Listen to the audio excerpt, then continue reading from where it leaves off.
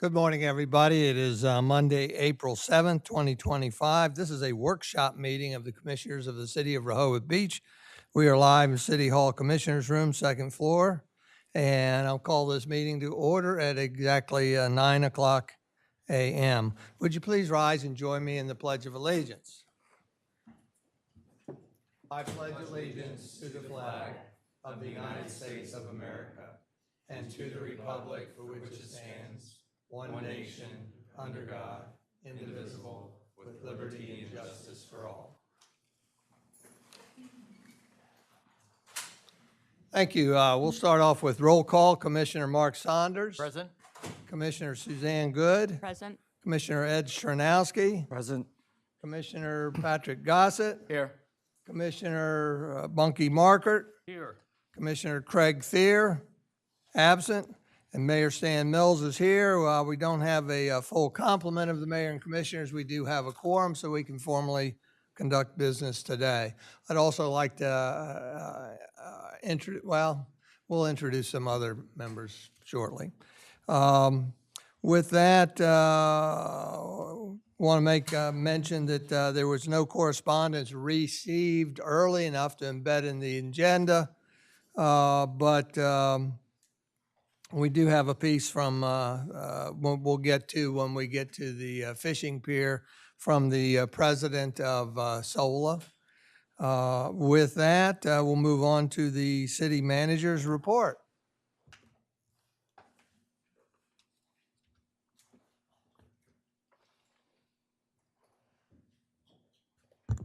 Good morning, Mayor, Commissioners, and members of the public. First, before I provide my report, I wanted to highlight a really important milestone of one of our employees this morning. So our own Donna Moore has served the city for 45 years.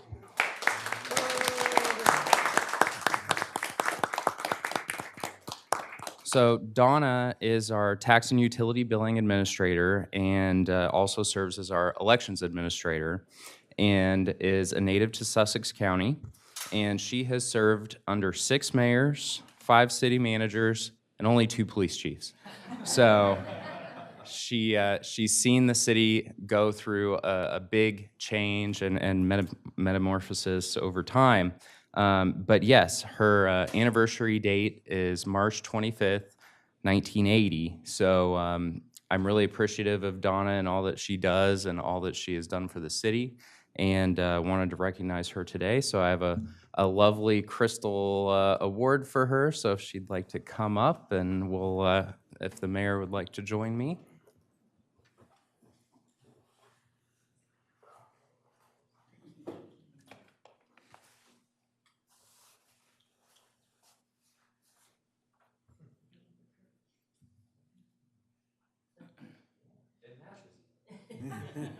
Face this way for a photo op. And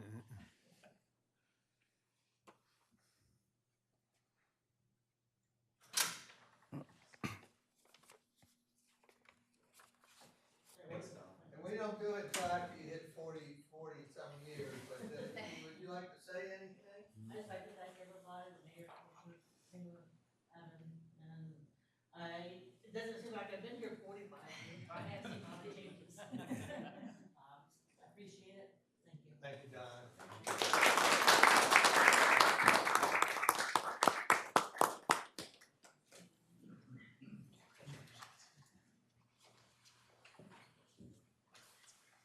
Is that all of your solicitor report? No, okay. Okay, so first I'd like to highlight the Rehoboth Avenue repaving. So work was slated to begin last night on completing the Rehoboth Avenue repaving project, but since the weather didn't cooperate, work is planned to begin this evening. The road work will take place overnight from 6 p.m. to 6 a.m., Sunday evening through Friday morning over the next month or so, and mostly between the traffic circle and 2nd Street. Milling will be completed first. The contractor began working from the traffic circle to 2nd Street and the left-hand lanes on both sides of the roadway, and then they will mill the right lanes and parking areas working from 2nd Street. When the milling is complete, the roadway will be paved and the traffic circle will then be milled and paved, and finally striping will be installed. Our expectation is that the project will be completed by Friday, May 16th. So moving to the Beach Patrol project, trench drains around the new Beach Patrol facility are completed. Siding work has progressed nicely and will continue over the next few weeks. Storefront windows have been installed. Flooring in the large bathrooms have been completed, with the medical area to be done early this week. Concrete work for the ramp and sidewalk on the south side of the building is done. It will be done this week as well. Duct work is finishing up over the next few days, and drywall is largely complete with the exception of the elevator area, and painting will start at the middle to end of this week. So it's on track and moving forward. The DENREC grant, happy to report that the city received an $80,000 grant from DENREC through the Energy Efficiency and Conservation Block Grant Program. The application was for the Phase 2 of the Rehoboth Avenue LED lighting retrofit project, which will cover the sidewalk lights from the boardwalk to the circle. An MOU from DENREC will be forthcoming in the next few weeks and will outline details. Phase 1 of the project, which is the median lighting, will be completed this fiscal year, and depending on the grant requirements, we may need to move up some of Phase 2 into this fiscal year. My quarterly coffee and conversation program will take place at 10 a.m. this Friday, April 11th, at Above the Dunes, located at Wilmington Avenue and the Boardwalk. So please stop in and say hello, to ask a question or share a comment. I really enjoy these opportunities to interact with our stakeholders. And the Delaware Avenue Comfort Station has been cleaned, prepped, and open for the season. And finally, a couple of reminders. City contractors will be working this week to prune several trees on the north side of town. DelDOT is hosting a public information session at 5 p.m. this evening in the Convention Center. Information will be presented about maintenance work that will be undertaken at the Rehoboth Avenue drawbridge later this year. And twice a week, residential trash collection is back beginning this next week. Trash is collected on the south side of town on Mondays and Thursdays, and on the north side and Schoolview on Tuesdays and Fridays. And I'm here for any questions you may have. Any questions of City Manager? Thank you very much. With that, we'll move on to the next item of business. Interim City Manager Max has been given a pass on this meeting, so there is no City Solicitor's report. With that, we'll move on to the first item of old business. Oh, I'm sorry, Mr. Mayor. May I ask Mr. Tedder a question? Commissioner Good. Thank you. Mr. Tedder, since your Friday email indicated you'd be giving a very extensive update on the Beach Patrol Station, I noticed the date that the lifeguards can sort of enter and work there has been pushed back from May 10th to May 16th. Could you update us on, I mean, I know that the supervisor has expressed confidence to me that they're going to meet. This was May 10th. That at the time was the date. Would you update us on where you feel we are on May 16th or another date? May 16th was the expectation that the Rehoboth Avenue project would be done. So you're still looking at May 10th for the lifeguard station? Let's have Henry address this for you.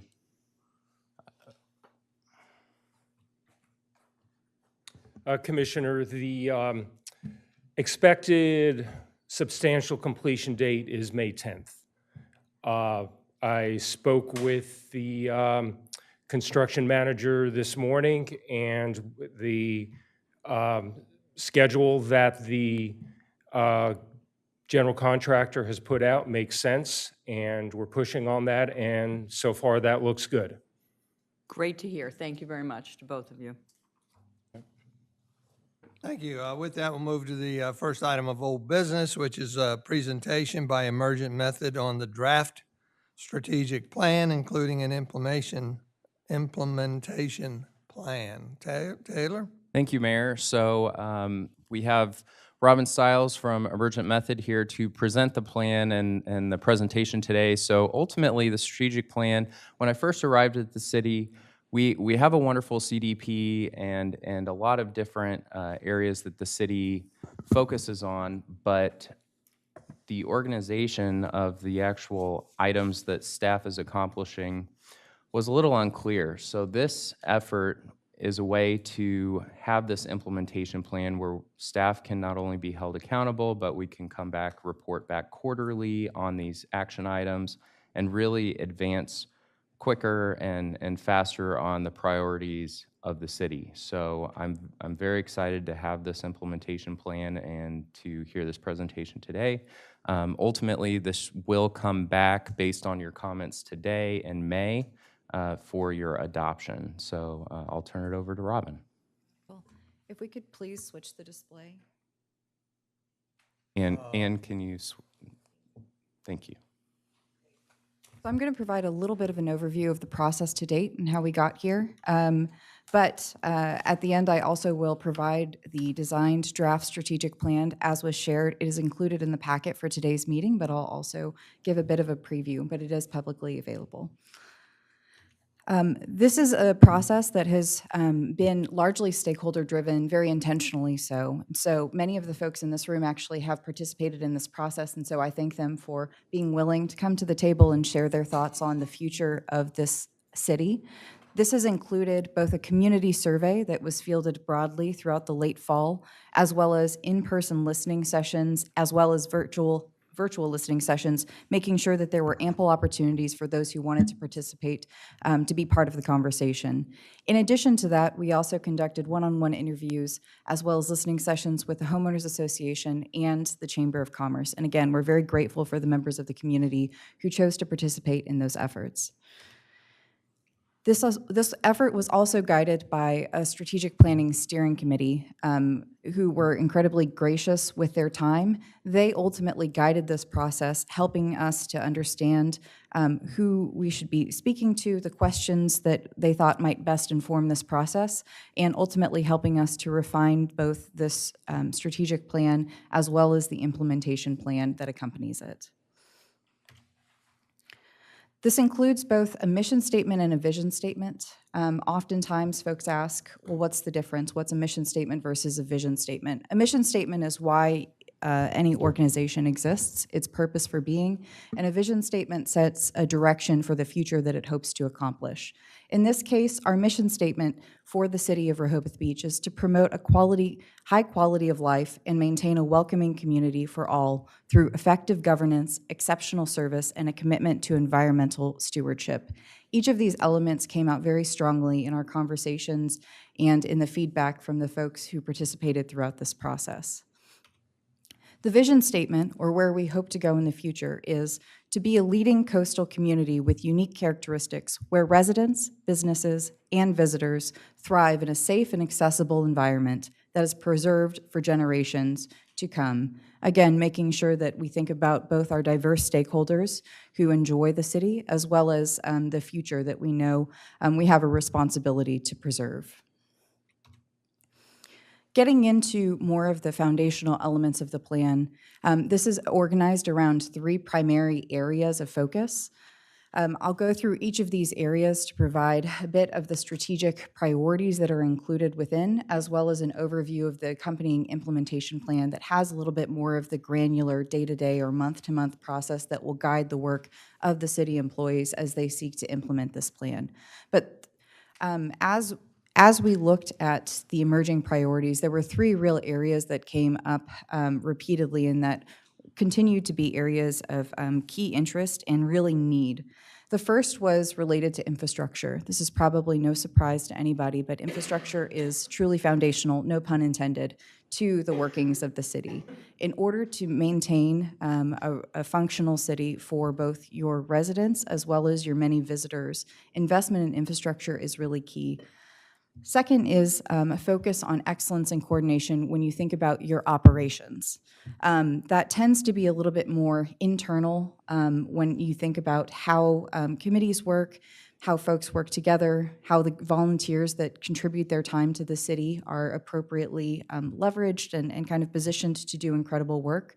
But it also has to do with how the city interacts with its residents and visitors when we think about a commitment to customer service and that external relationship building. And then finally, the third area of focus is related to access and amenities. So many of the amenities, both physical and built in this city, are what make it truly unique and what continue to draw generations of visitors. And so in order to make sure that that is preserved, as was mentioned in the vision statement, we want to make sure that we're thinking about those assets and also putting the appropriate attention to preserving them for those future generations. I'm going to go through each of these. I'm not going to go line by line through every single word, but I do think it's important to provide an overview of what these strategies look like. And again, I will end with providing an overview of the implementation plan, which is included in that publicly accessible strategic plan. So again, related to the foundational infrastructure. The goal here is to maintain and proactively plan, really not thinking about just the needs of today, but also the needs of the future so that we aren't caught flat-footed as a city. And investing in infrastructure that takes into account those future needs, as well as some of the current and anticipated effects of climate change. That came up repeatedly in conversations. We know that many of the environmental factors will have an effect on our built infrastructure. And so being anticipatory and forward-looking in how we make decisions today will allow us to be prepared as those changes happen. This includes strategies that are ongoing, including things like monitoring and prioritizing adherence to state and federal regulations for public utilities, moving utilities underground when possible, and then also thinking about stormwater management through a stormwater management plan for the city. It also includes thinking about how people get around, so the connectability. Networks of pedestrian pathways are one way of reducing some of the car traffic that we know clogs many of our roads, particularly during the season, as well as thinking about sidewalk maintenance so that that is a viable alternative to much of the car traffic. Part of this is also in thinking about how we can work smarter and not necessarily always harder. And so as we look to the future, we also look for opportunities to integrate technology to be able to support some of those smart city initiatives so that we aren't always having to do things manually, but when possible, thinking about how technology can be an enabler for the things that we want to do. Physical environment is often thought of as not just the cars, the roads that we drive on, but also the sidewalks and the environments that we interact with. And so this also includes beautification initiatives and streetscape initiatives, both of which are distinctive and different in nature, but are important to contributing to the built landscape that we interact with. And then finally, a focus on climate resiliency and sustainability. Again, this was very consistently lifted up as a concern from many of the folks that we interacted with. So continuing to prioritize policies that lift up and are anticipatory of these needs is going to be very important for the future. The second area here is related to excellence and coordination in all city operations. The goal here is to provide quality city services that are efficient, cost-effective, and that ensure the health, safety, and betterment of the Rehoboth Beach community. This includes, you'll see slightly fewer strategies here, so slightly larger font, including coordination between public and private sector organizations. We know that there is a tremendous love and level of civic participation within the city, and so part of this is in making sure that those voices are being held and that we're appropriately leveraging the folks who are willing to give of their time through things like volunteer boards or organizations. We also believe that there's an opportunity for greater coordination as we think outside of just the bubble of Rehoboth Beach, but also the need to coordinate with the county and the state. We do not exist in a bubble, and so part of this is making sure that our efforts are coordinated and in many ways collaborative with those nearby multiple jurisdictions. Demographic data is going to be key to thinking about where we will be in the future, and so making sure that up-to-date data is used in all projections, and then also developing and implementing a comprehensive emergency response plan. This includes both the development of it and then also making sure that folks know how to access it so that residents are able to utilize it in case of emergency. We know that the best time to prepare for emergency is before one exists, and so being very proactive in that is one way of making sure that this community is going to be prepared, both at an individual level and then also as a city. There's also an opportunity for increased coordination and communication between the current commissions, boards, and committees.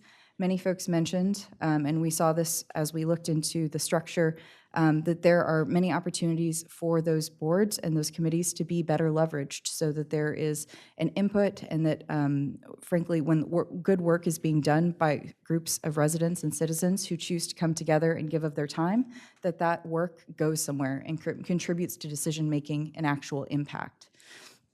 And then fostering a culture of excellence in community service. I mentioned this as kind of that second part of the section, but it's not just in thinking about how internally the city operates, but also thinking about that external interaction point with residents and citizens, making sure that city staff have the tools and support and the expectations that they need to deliver that really best-in-class customer service. And then finally, along with that, but a little bit more specific, is ensuring that there is the highest level of stewardship, both in terms of security, but also transparency in terms of public records and information management. The final section is related to access and amenities, as I shared. The goal here is to provide appropriate support for ensuring that the health and safety of residents and visitors, as well as arts and culture and historical resources, are supported and maintained. Again, many of the things that differentiate Rehoboth Beach and make it a truly special place are captured here. This includes much of the communication element, so effectively promoting and publicizing recognized recreational events, thinking about cultural resources as well, and then also continuing to support inclusivity in city policies, events, and activities, and engaging and encouraging inclusivity among city and community organizations. This also includes maintenance of city assets. Part of that is captured through the first section related to infrastructure, but this also includes thinking about assets that are not just our roads or our sidewalks, but other built assets that do need to be preserved to have a little bit greater longevity.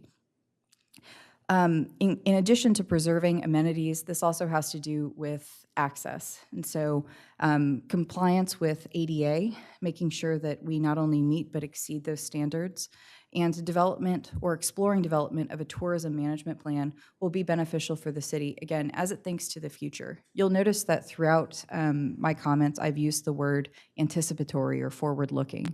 The intent here is to really refocus and reframe many of these priorities to be a little bit more proactive, not just thinking about, again, our current needs. It's very easy to think about current pain points and immediate responses to that, but thinking a little bit more extensively about where there are opportunities for greater kind of anticipatory future thinking investments. Parking as well has come up repeatedly. This is probably no surprise, but thinking about both the traffic management system and then also alternative parking models as well, knowing that the amount of parking spots is not going to magically multiply overnight, but the need very much does year over year as more people find out about the great things that are offered through the city. And then finally, this also includes fostering more business-friendly environment, engaging business owners. We know that they are oftentimes the heart of the city and something that draws folks into the downtown area, making sure that they are engaged as we think about priorities, and then the continuing maintenance of overall the city's cultural assets. I know that I've been speaking for a very long time, but I do think it's important to highlight this implementation plan. So in addition to these priorities, there's also an accompanying implementation plan, which includes steps towards implementing each of these strategies, as well as a lead department, so that there's clarity on who is responsible for what. This is also ultimately going to be used as a tool to guide the work of individual city departments and teams. There are success metrics as well and a completion timeframe. In many cases, I think that the completion timeframe is one of the most important parts of this because it is ultimately a contract that is being made with the community on when they can expect completion of these various priorities that have come to play. And then as shared, this is a copy of the strategic plan that is included in the packet, but you'll see that it includes all of that information in addition to an executive summary, a letter from the city manager, but includes each of these priority areas and strategies with the accompanying implementation plan that I just took a screenshot of and shared. But every single strategy has action steps, a lead department, success metrics, and a time frame to ensure that there's both accountability to the public and to members of the community, and also a way for the city to mark its efforts. Thank you.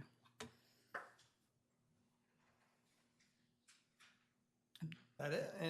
Any questions? One reminder that Taylor, you've used Robin before, so you are intimately more knowledgeable about this process than at least I am. You want to share anything additional? Sure, Mayor. So ultimately, the great thing about having this implementation plan, we'll be able to keep coming back to the commissioners, showing you where we're making progress. And of course, you know, with certain action items, things can change. So if something ends up not being viable, I can come back to you as a board and say, this item's not working. How about this? And then we can pivot and change things if they do change over time or other priorities come up. But ultimately, it is a 5-year plan, so we will be working on this to implement each of these items over the next 5 years, reporting back to you quarterly, and ultimately, it will lead us to better coordination and success, especially in communicating with the public what we're working on. Very good. Any questions by the commissioners? Commissioner Saunders? First of all, I want to say I was really impressed with this, and I'm wondering, will we get a hard copy? Will there be a printed copy that we each have? Of course. Mm-hmm. Mr. Mayor? Commissioner Good? With all due respect to Robin, you're a consultant from Northern California, I believe you told me back some months ago when I first met you. I live in Northern California. Correct.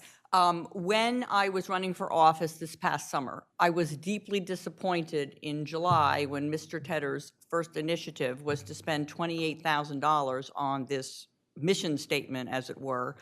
There are a lot of redundancies in the topics your firm is covering. Stormwater management, we have other consultants on that. Parking, oh my gosh, we just threw $200,000 out the window in 2022 on another parking study. My issue is that when I was told by you, Robin, I mean in a neutral way, that you are barely breaking even on this particular project, 28,000 plus your considerable probably travel expenses from California have to be covered by the city. My issue is I now see what the end game was this implementation plan. That's probably 150,000 or more. When we decided to go with a new position, an assistant city manager, who's a very able and great person who's very familiar with the city, we brought in a highly paid city manager. I won't even go there. I was not on the board when that was signed on, I think, April 8th, 2024. We need to stop, in my opinion. If we have personnel in City Hall that have grown by something like 30% in just the last 10 years, they can take on these topics. The Board of Commissioners, are we saying we're so incompetent that we can't handle things like parking? I've been advocating for congestion parking since 2019.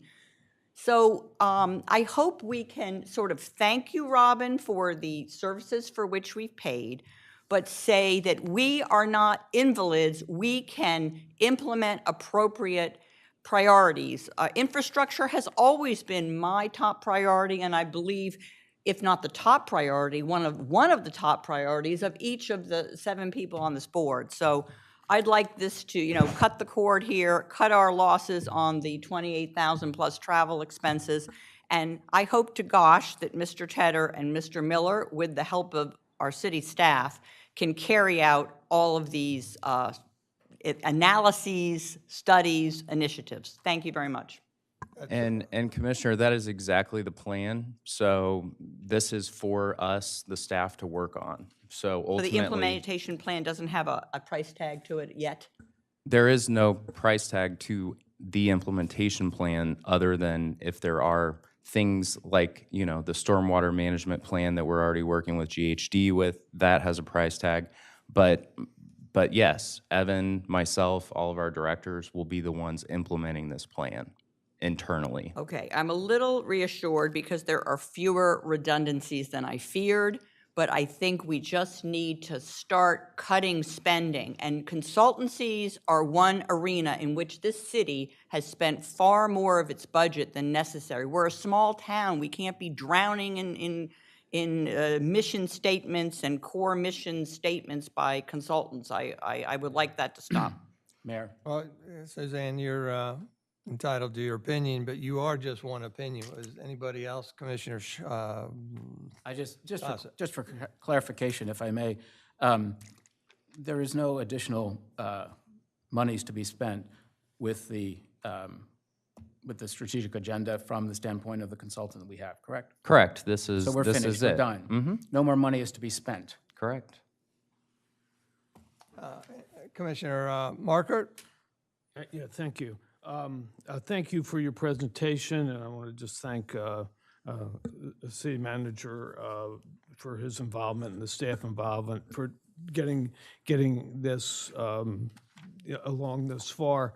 I'm a proponent of having a strategic plan. We've always managed without one, and kind of relying mostly on our comprehensive development plan to sort of, I think more than anything, kind of place values of trying to get public input and to try to address the values that we all share in the community and so forth. But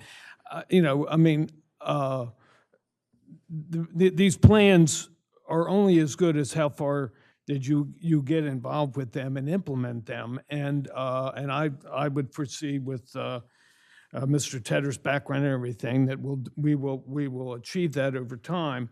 I've worked in organizations where we've gone through this process, and I can certainly say having a facilitator gets it here quicker than having staff develop the plan. And I'm very impressed with what we have here now, from the, I think, relatively short time in order to get this developed.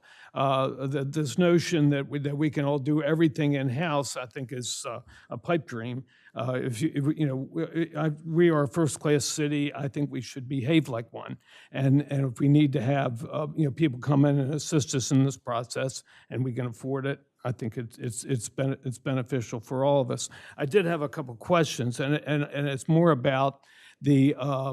This is a living document, obviously, and there are several features that I feel very strongly about, which is ultimately we address our, obviously we've addressed our values, we've addressed our mission. I think the key three elements or whatever I think are critical and important. But we're going to be adding things, and I would certainly feel as though not only will this process assist us in more or less prioritizing, the different issues that we feel we need to address. I mean, we've done this in the past where we've prioritized the CDP, and and a lot of these are ongoing and continuing processes and so forth that we can obviously continue that, but I think we can expand it out. But the other key feature about this that I think is vitally important is engaging the city staff in their role in how they implement the plan. And it really gets down to people understanding the plan, and obviously I think this will come about through the implementation process. But that people basically know, and this is something that I've experienced, is like, where is my job in this? Where what is it that I'm providing to move the city forward, and what's the key element, and to the point where you're basically your evaluation addresses these issues and so forth. So you're evaluated by how well that you are carrying out what we've determined to be important as far as the plan goes. So that's what I see about this. I did have one question, and this is like, how is it? And maybe Taylor or you pick, my question. As we develop more strategies or more issues as they come along How would you foresee that to be? Would we have to wait for the quarterly evaluation to sort of include that, or would that be something that, I mean, we have agendas, for our workshop and our regular meetings. If we include something that's sort of out of the blue, or maybe we're reviving something or whatever, how does that get incorporated into the plan, or how do you foresee that it gets incorporated into the plan? So in my mind, finding what area it fits in. So first we would look at this idea or item that we're exploring, and then we would pick one of the areas it fits in, and hopefully it also fits in one of the strategies. So then it would end up being an action item under one of the 3 overarching goals and then one of the strategies. So we'd be able to just pop it in there as one of the things that we're working on. Yeah. So Okay. Yeah. But I'm just saying, so it would be basically, it would begin maybe as an agenda item that we discussed, and then it sort of maybe germinates from there. sure. Okay, all right, that's what I want to know. Okay. Any other commissioners before I go to the public? Mr. No, Mayor. let me go to the commissioners first. Anybody else? yeah, Mr. Mayor. Suzanne? Yeah, just to follow up, Commissioner Markert, I appreciate what you're saying, but the problem is that we've had studies like this in the past, and an overarching problem to me is that we're mandated by the state of Delaware, and we spend a tremendous amount of resources on the comprehensive development plan. Why can't Mr. Tedder and Mr. Miller, with city staff, use the comprehensive development plan as a template? And I noticed Commissioner Markert, you mentioned if we can afford it. We can't afford it. We just borrowed $5.5 million because we couldn't fund the lifeguard station, which was supposed to have been funded out of current revenue. So it's not, I don't even know why we're pretending we're flush with cash. It's a constant theme up here. And I hope that the comprehensive development plan, which already takes up a massive amount of commissioner time as it is, would suffice for Mr. Tedder, who is supposed to be able to manage the city, to guide the city in its priorities, whether that be for infrastructure. And again, there are a lot of redundancies in what Robin's firm have done through no fault of her own. She was hired. I was not on the board in July when unanimously the same board that made a lot of other bad decisions, in my view, hired this, said Mr. Tedder, with his first use of his $100,000 a year in discretionary or city manager funds, wanted a $28,000 consultant for another binder to sit on the bookcase. So I hope, I'd like some of you, if you'd be willing to respond, why you feel if we have a mandated comprehensive development plan, why we need to overlay this with this strategic planning. I'd like to respond to that and say that they complement each other. So, I mean, it's not the same thing, and this one goes into much more granular detail than the CDP. And the CDP is something that we're mandated to do, and we could, I think we have used the CDP in the past. I think we've sort of gone beyond the minimum requirements, that's mandated by the state, because we've used it. And I just think through this process, I mean, I think obviously I don't think there'll be necessarily overlap, but it'll be more or less a combined activity and an integral activity as carrying out the services of the city. So I think it's a good thing. Look, this was presented earlier. It was supported by the majority earlier. As far as I know, it's still supported by the majority, and I'd say let's move forward with it. Members of the public, would anybody like to talk about the strategic plan? Any comment? Hearing none, I'll bring back here. Taylor, refresh our memory. Back in May, you will be coming back in May for adoption in front of this board? Correct. So wanted to get your feedback at this meeting, and then fine tune the plan and bring it back for your formal adoption with a vote in May. Mayor, if I may, Senator Gossett? there was a question here regarding comprehensive development plan versus the strategic plan. The comprehensive development plan is really a land use plan. It deals with how we vision our city from the standpoint of build out, from infrastructure, what have you. The strategic agenda does address some of those issues, which are very important. I think the main difference that I see in a strategic agenda, that this is implemented and on the responsibility of the staff of the city. There are accountability in here, there are goals in here, there are assignments to specific departments for actions to take upon them. That is not reflected in the comprehensive development plan. This is something that I feel, having a mission and a vision for the city and the staff especially, to know what we're working towards. Everybody is sort of has this idea of what a wonderful place and this and that, but to actually put it into words and be able to convey that to our staff, and the staff then able to carry that out to the job that they're doing, supplying to our residents, visitors, and businesses, is most important. To have a goal in mind, that everybody's working on the same tradition or the same trajectory and goal. We have not had that before.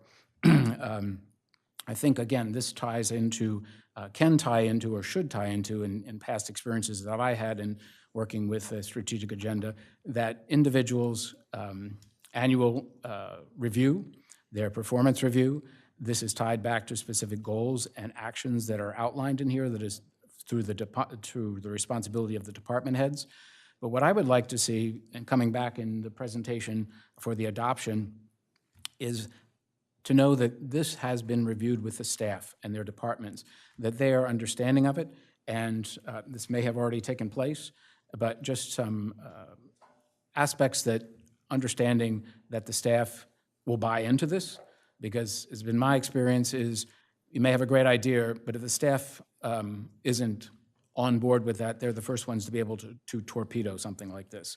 Very quietly and you know, in the standpoint of really didn't know what happened, but I think the staff buy-in is extremely important, and it's that accountability and the responsibility that we're all working towards a unique and singular goal and mission. Very good, thank you. With that, Robin, thank you very much. We appreciate you coming here and your development of this. So we will expect, most likely May, to have this back on the agenda. Mayor, one other question. If we Yes, have Commissioner. specific comments or suggested edits to this, should we get those to Mr. Tedder? I think to Taylor, and then you can choose to share them or whatever. Thank you. Yep, thank you. With that, we'll go to the second item of old business, which is update on the Village Improvement Association's Children's Fishing Pier, including the presentation of design options, a time frame for completion, and estimated time cost of construction. This has been going on for what, a year or so, and I'm hoping that we can bring it to conclusion. We will at some point bring it back for a final vote, so we're not going that far today, but we would like to, Bob, are you doing the presentation? And hear your presentation, allow Q&A of us and the members of the public, and I'll turn it over to you. Do you have, or to Bob? Well, in fact, I'll turn it over to Henry and Bob, so. And let, if we refresh what we did last time, there was some questioning about size and design, and, okay. All right, thanks, Mayor. So a few months ago, Mr. Palmer from Beacon Engineering was here, gave an update about the design, construction costs. There were some concerns about the size of the pier, the square footage, the large octagonal pier. So he went back from direction of the commissioners to basically get an update on what it would look like and what would it cost to have a smaller pier or one to just remove the existing and put the same footprint back, basically. So Mr. Palmer's going to talk for a while about that, and then Kate and/or Rosemarie from the VIA are here also, and will talk a little bit about the pier with respect to the VIA. Reminder that there is an anonymous donor that has offered to pay $200,000 for construction costs plus $50,000 for upkeep of the pier. So that.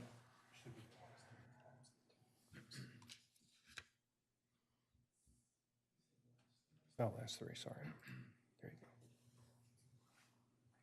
Good morning, Mayor and Commissioners, members of the public. For the record, my name is Bob Palmer with Beacon Engineering. Before I begin, as you said, Mayor, the question became, what size should the pier be, and what is the cost? And I think the intent of the board at the January workshop was to seek solutions that resulted in a lower cost. And what we found through working with the contractor who has been providing us with budgetary pricing, what we found was it really is a matter of the uniqueness of marine type work and bringing the equipment to the site. And you'll see that in the cost estimates that are included with each of the options. Essentially, the cost savings that we realized were more or less less material because it's a smaller structure. So you'll see as I go through my presentation that essentially this is a scavenging of prior presentations.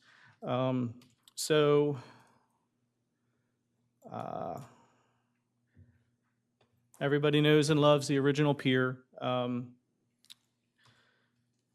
This is the original pier size for replacing the existing pier. It worked out to be about a 1,400 square foot open deck, and the railing over the water was roughly 185 lineal feet of potential fishing opportunity. Can you give us the dimensions or diameter of the Sure. piers when you go over them, Bob? Sure thing. So all of the options are roughly 30 feet. The pier begins 30 feet from the water's edge, and the measurement of the railing around the perimeter of each of the piers begins and ends at the water's edge. And the original pier at 1,400 square feet was, each of these sides of the octagon are 16 feet. So that across it's roughly 41 feet. That construction cost was just shy of $210,000. We reduced the size of the octagonal pier to the smaller of the two piers. For those in the audience who may not remember, one of the very early options was to have two decks over the water, one with a gazebo, one without. The deck without the gazebo was a smaller pier, and that's what is presented here. Again, we have a reduction in lineal footage of fishing opportunity from 185 to 142 lineal feet. The open area of the decking is roughly 850 square feet with a 12-foot side on each of the octagons. And what was the diameter? I don't have that, Mayor. Less. I estimate 29 or so. Significantly less. Okay. Yes, sir. All right. Commissioner Saunders? My understanding was we were going to a new plan was just simply going to replace the existing one with a new version of the existing one without the hexagon. You're skipping ahead. Oh, all right. I'm sorry. Then. That's okay, Commissioner. No sweat. All good. All good. So one can see the original pier at $210,000, reducing the square footage of the pier. Size for size, we saved roughly $4,000, just shy of $4,000, with a $206,000 construction budget. As Commissioner suggested, we went back to the original pier size, and we looked at two different options. One, shifting the pier to essentially removal and replacement in the original option. In discussion with the members of the VIA, that simple removal and replacement doesn't fit with the overarching improvement of the pier to allow for additional fishing opportunity. So we took the solution of extending the pier into the, away from the bridge, as you can see in the exhibit. We held the same angle, and in this instance, we increased the available fishing opportunities, which essentially is the point of the pier, to 226 lineal feet of railing, and matching in kind the decking, the lake coverage. That brought the cost down another $7,000 or so for a construction budget of $199,000. I left the renderings in the presentation just to demonstrate that it's a relatively low impact because of the elimination of the gazebo. In the cost estimates, this slide originally included the construction budget, but because we have 3 separate construction budgets presented elsewhere in the presentation, I summarized the soft costs: design, permitting, construction, inspection, materials testing, pile testing, all of that. That value hasn't changed. It's still $82,500, and to date, we've spent about $20,000 in study, analysis, cost estimates, additional options, and that sort of thing. And then the last slide that I have to present, I essentially kicked the can down the road, took the January construction design and construction schedule, and just brought it forward in time, assuming that at the next presentation we would have our authorization to proceed with whatever option is chosen. With that, I'll stop and ask if anyone from the board have any questions for me before I let the, I know the VIA has some a presentation they would like to give as well. My hope out of this is, again, we're not going to take a vote, but that maybe we can voice our opinions on which design to head into. And so I guess in that vein, I'd like to maybe put to rest the octagonal design. If you could go back to the original design. Because I don't consider we've resolved it 100%, but the first one before that, that you said is about 41-foot diagonal. When this was first presented, it had, I think, a gazebo in the middle of it. That's correct, And so Mayor. it looked like it was much smaller at the time, and that's why it didn't caught me off guard at the last meeting on the size of it. That particular one right there would not even fit in this room. It is so big. So that's one reason why I would not be able to support that. The next one would fit in here, but just barely between the podium and the wall over there, and from here to there. So it's quite enormous. The rectangular one, I thought out of the last meeting it would be in the exact same footprint, parallel to the bridge or whatever. I understand your rationale for moving it out at an angle, and I'm not neither here nor there with that. But would commissioners like to give any other comments, or shall we wait for the VIA? We also have Rick here from Rick Hardy, president of SOLA, is here, that just sent out a letter this morning or last night, and so I know that he would like to speak in front of us at some point. Anybody up here?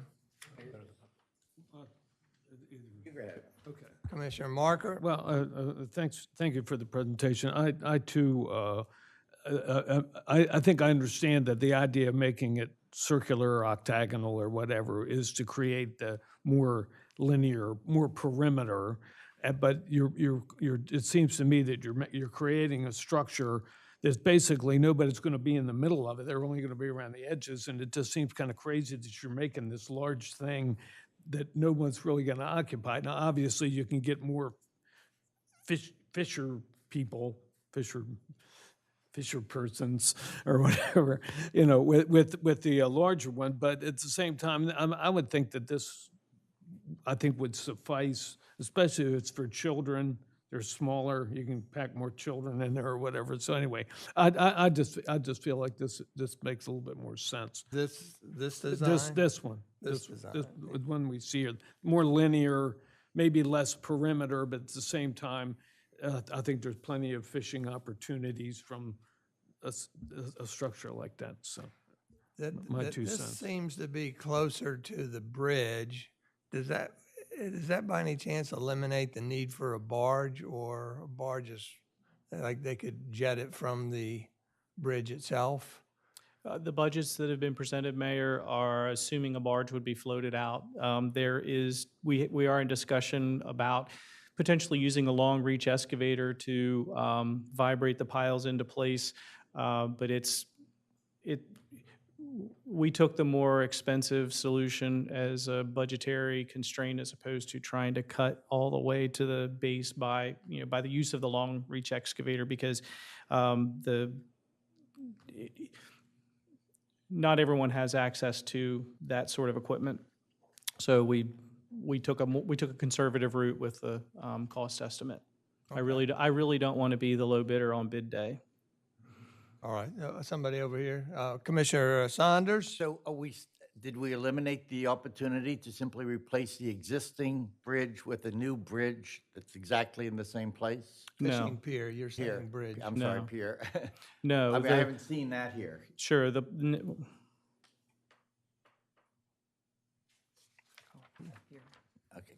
gotcha.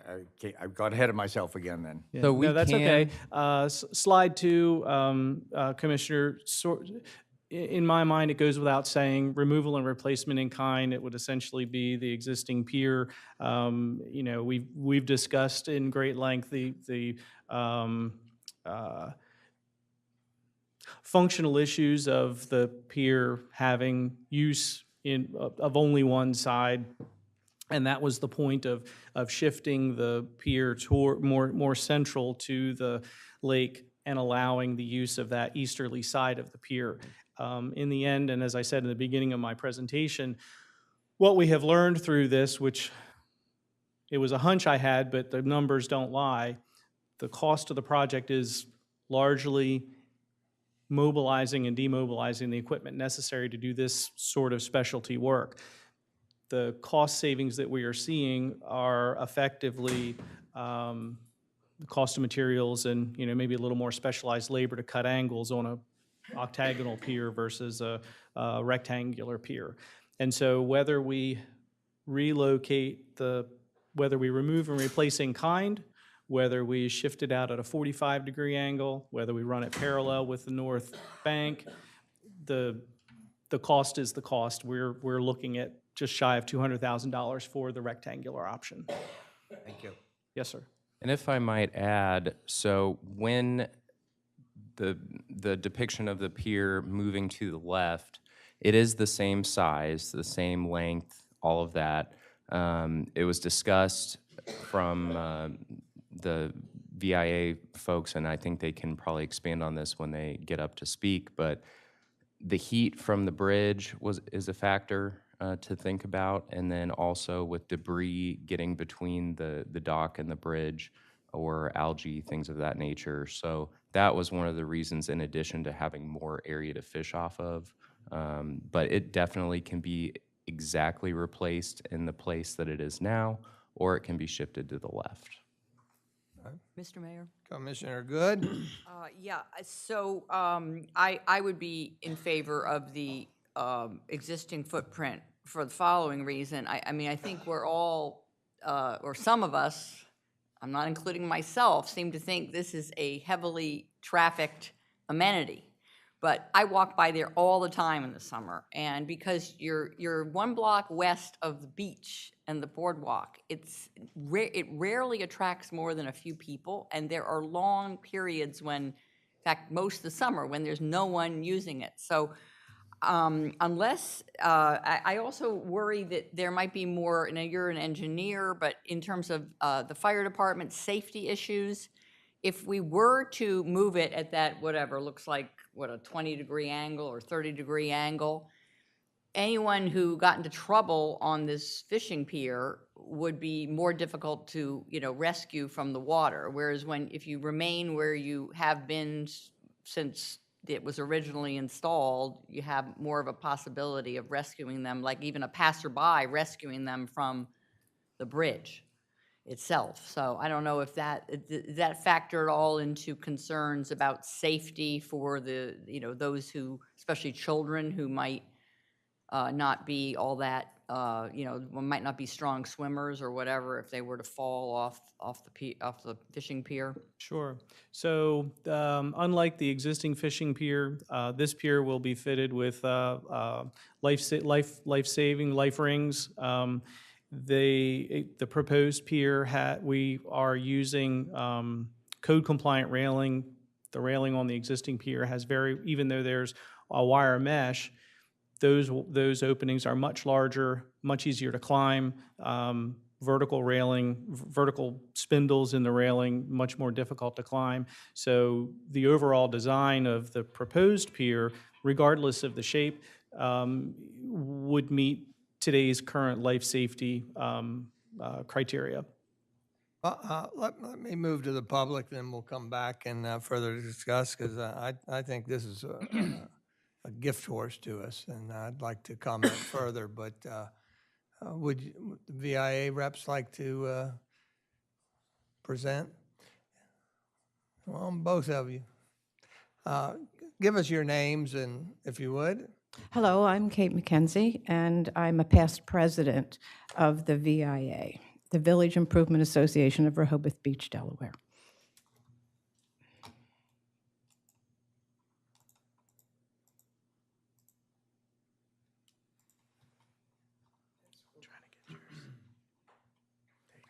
Okay, thank you. Hi, and I'm Rosemary Potan, also a member and a former vice president or president of the Village Improvement Association. First of all, I want to thank Mayor Mills, the commissioners, city manager, and others for allowing us to come back today. But second of all, thank you for recognizing us as women in Women's History Month with the proclamation that you have provided. And that means a lot to the Village Improvement Association. I wanted to start off with a very brief history, and Rosemary's going to give more of a history in a minute. The Village Improvement Association was founded in 1909. We are a part of the state organization, which is a part of the International General Federation of Women's Clubs. So we're not a fly-by-night place. We have 250 active members. That's a lot of women. Our mission, we're going to talk about mission and visions. Mission, the Village Improvement Association is a nonprofit organization dedicated to the serving of the Cape Henlopen community through volunteer service and financial support.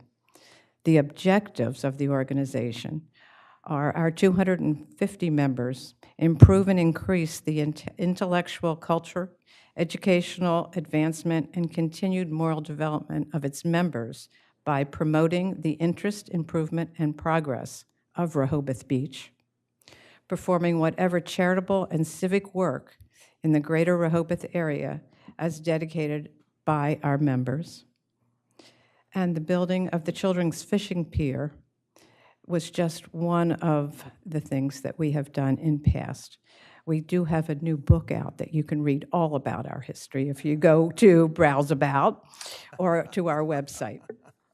I want to start with this first slide, if I can.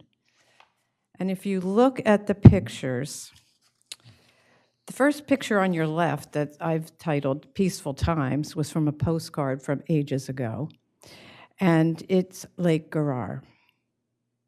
Then if you look at the storm of March 5 to 9 in 1962, you'll look at all of the pilings and other board pieces. Those board pieces were taken and made the fishing pier on the left bottom corner. So We have no idea anything about those boards, what's underneath with the pilings, but we had a fishing pier. Now, this fishing pier, you can see by the picture, went at one time all the way across the lake. And of course, it was before the new bridge.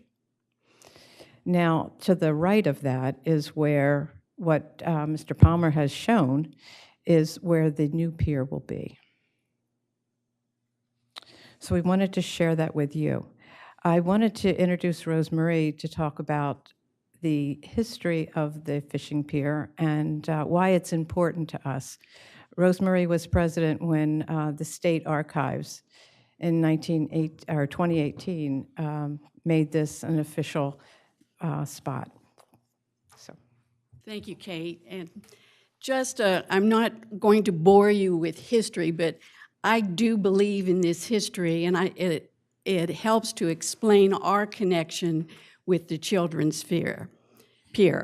So if you go back to 1962, Ash Wednesday, in fact, when the nor'easter came this way and stayed there for 3 days, creating havoc on our beach and community. And of course, it wasn't developed as it is now.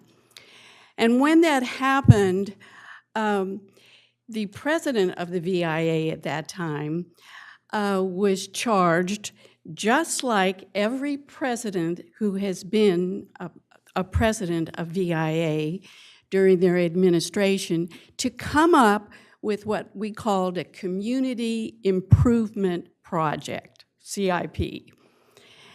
And the goal during their term was to fund by fundraisers or contact officials if need be, but to create a project that would fulfill our mission, which was, just like the name, improve the little village that we live in. Now, at that time, the road going between the two lakes, or two bodies of water, did not have any kind of bridge or barricades. In fact, children used to sit on the side of the road and fish. There were no playgrounds, there were no tennis courts, there were no anything for kids. So it was a potential opportunity for accidents and mishaps with children and cars. So after the storm, some of the city leaders who had contacts with their wives that were members of the Village Improvement Association said, you know, there's all these timbers floating around and we can't reuse them. Is there anything that we could work together and get the note together to work with our community and our city?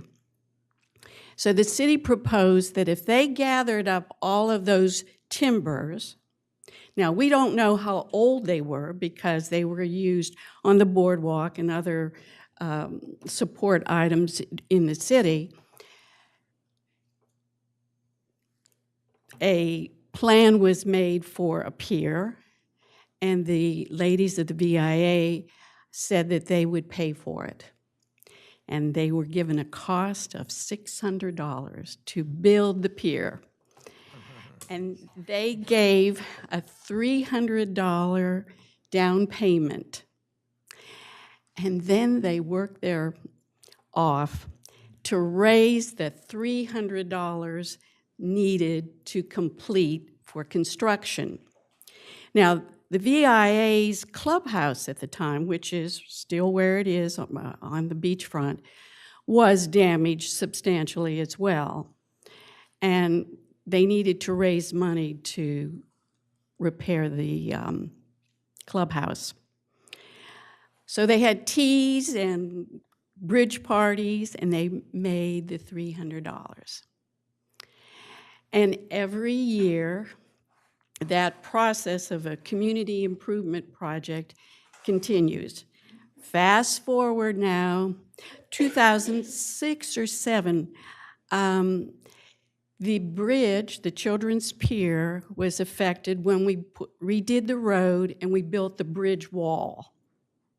When the bridge wall was there, it really obliterated the site of the pier because now the kids could only fish on one side, and it created an avenue where debris and other things got between the bridge and the pier.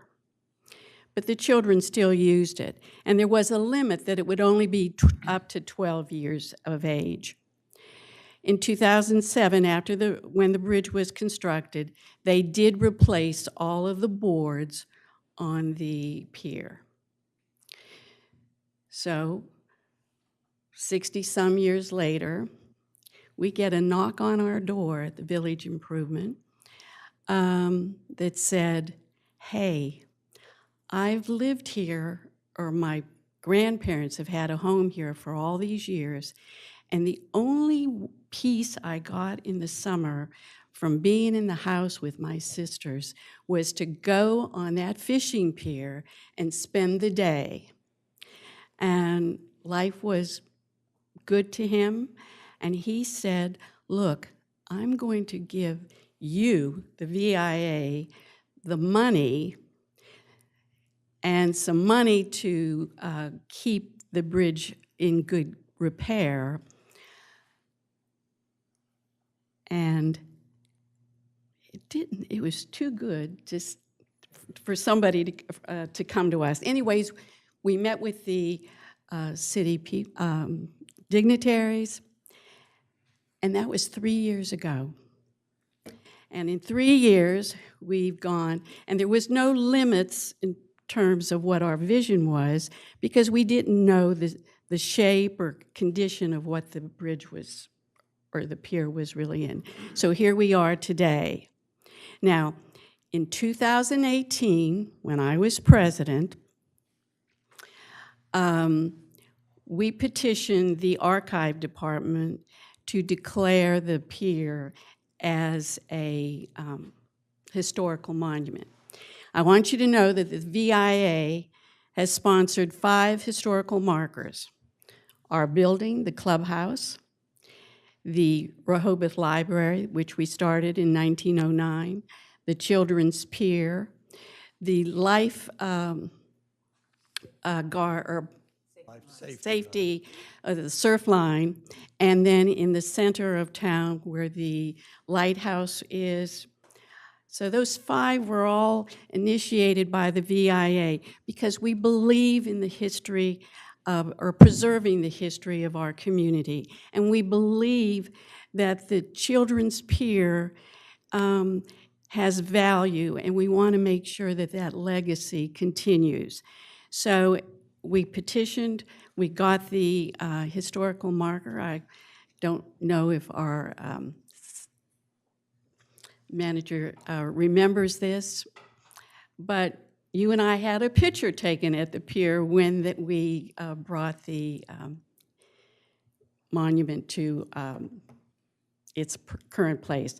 So I've talked a lot, but history is who we are, and I believe this community values that pier, and of course we can do a better job of promoting it once we finish with this project, which I wholeheartedly endorse.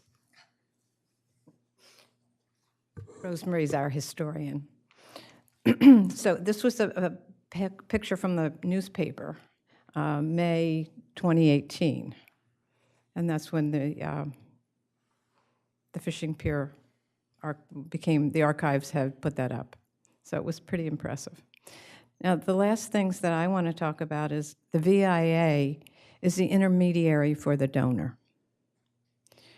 They came to us, talked to us, and as Rosemary said, like, OMG, how can we turn this down? This is an opportunity that we do at least 115 different activities within Rehoboth Beach right now, volunteer services, in the Rehoboth area, right around. So there's a lot of things that we can do, and we have done.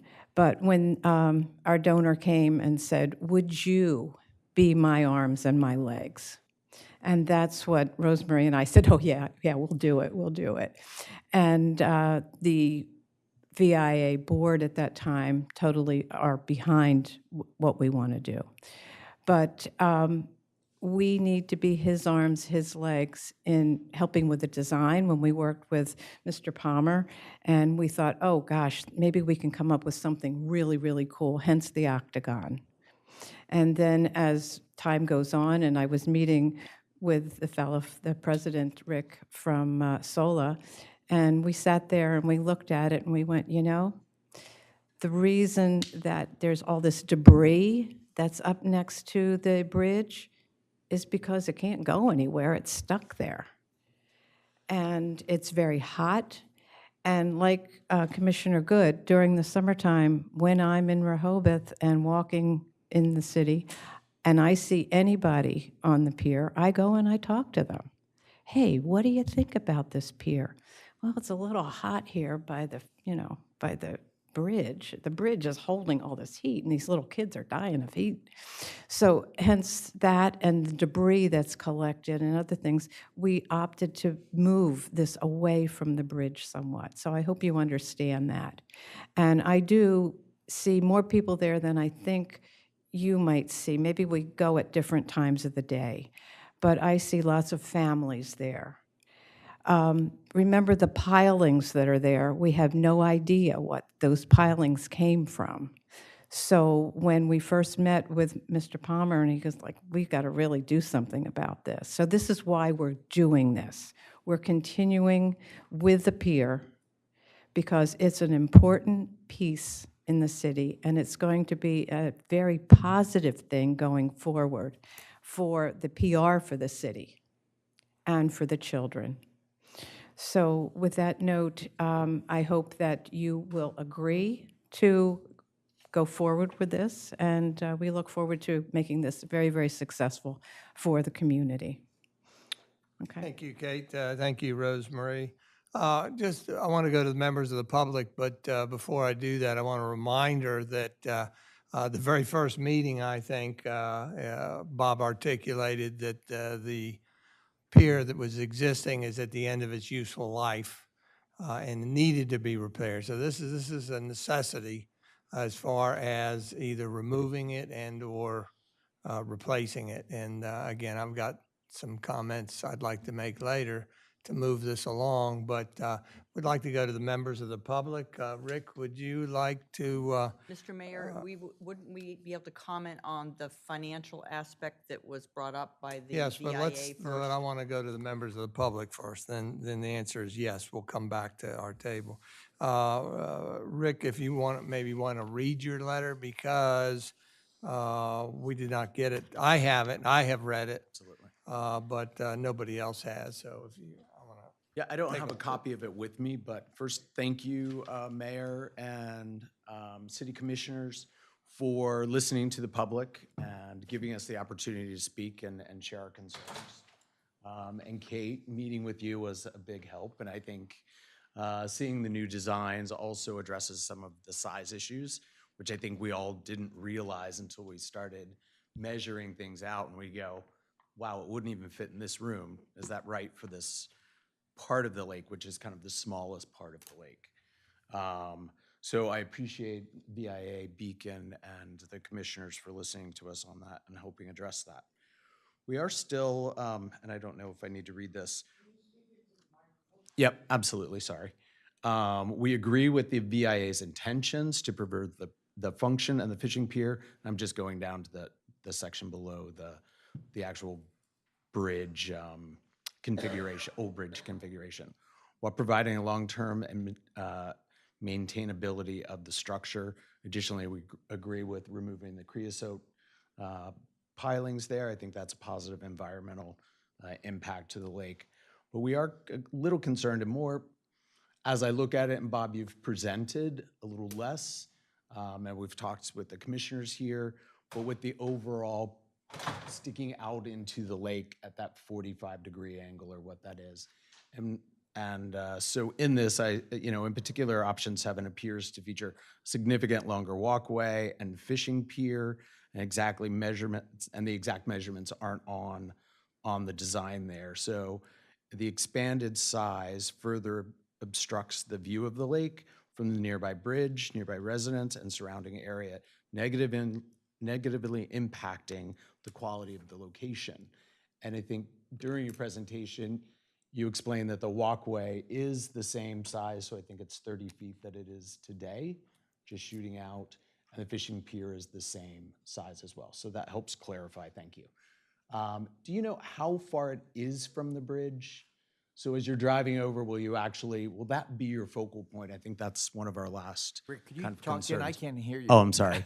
Sorry about that. I was asking if he knew the dimensions from the bridge to the fishing pier, because our kind of concern is that, as you're driving or walking, the fishing pier becomes the focus and not the beauty of the lake and the surrounding area. So, if you could maybe help me with that. Sure. I do not have those dimensions, but I can certainly provide those following the meeting. Okay, that's great. Again, the intent was to pull the pier away, not so much to spend more engineering dollars trying to come up with the best solution. It's, are we doing it or not? Here's the cost value. So, I think in advance of the commissioners' next meeting, I think some decisions need to be made about fit, finish, and geometry to address not only the SOLA's concerns, but also to maintain, usability of the structure. Okay, great, thank you. Yes, sir. Yeah, and we discussed this earlier, one of our comments was, why not just rebuild it in the same spot? So I think you've addressed that as well, thank you. And again, I think the VIA is doing a great job to preserve this amenity for the city. And I agree, we could do a lot more at promoting our lakes within the town. So, thank you. Thanks.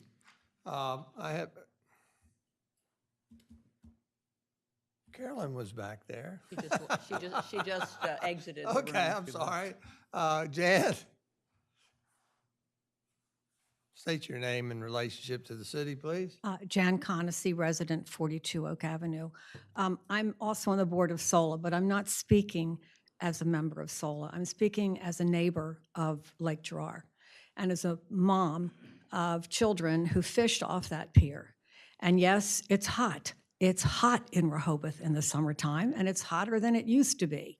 I checked with the city. They've never had a complaint from anybody about the heat on the lake or on the pier. The pier is unobtrusive, and kids enjoy it. And like Commissioner Good, I walk there almost every day. Not in the wintertime as much. Mostly then I'm driving. But even then, I see mom and dad sitting at the picnic bench. I see the kids on the pier. And I don't see great quantities of them. And I've never seen Commissioner Good when I'm there, so we're there at different times. I see, mom, dad, strollers, and younger kids fishing. Sometimes I see other kids fishing. My son, when he was 6 years old, and he's 48, caught a giant fish and thought we were going to have it for dinner, but it was a carp. And if he fell in the lake, he could have probably walked out because the lake is not very deep.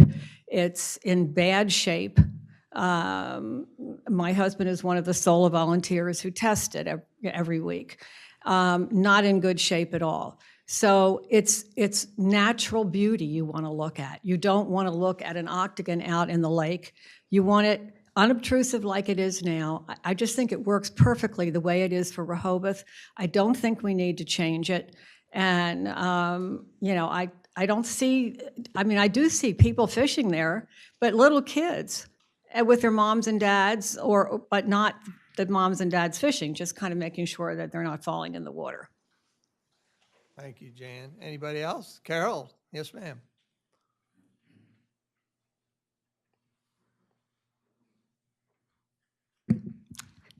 Carol Everhart, Rehoboth Beach, Dewey Beach Chamber of Commerce.